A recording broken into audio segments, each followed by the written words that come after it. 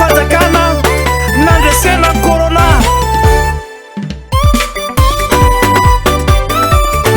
Sao anefa le dibondray sony malaza e, de reto maso koa. Jaya Production.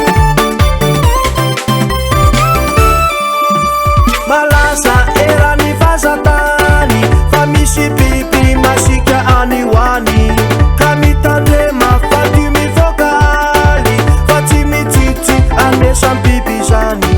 Miororo miponony eto antany, mitaitaina nandro io na aly, ry fanjakana jereo akaiky ane fa lahy biby tena masika be. Fa misy biby, fa misy biby, fa misy biby masika any hoany, fa misy biby, fa misy biby nefa tsy hita maso ane izany. Tandremo mandehandeha amin'ny alina, io biby io masika arapany any. Manakoako any avaratrany, lahy biby mandondombaravara, tsy mampino miatsonaran'olo raha vao mivoaka telany ny taolo. Zahay mira tsy nahita maso fa resabe eny an-dalambe, indrindra mo fa ny FB no nahita na sary petabe.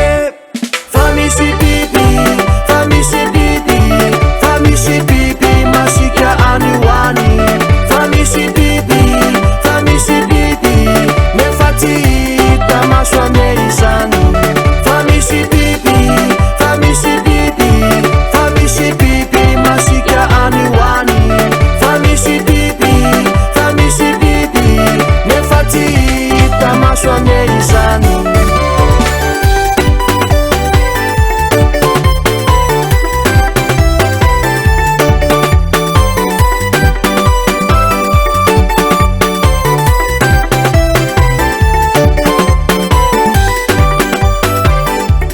Famicina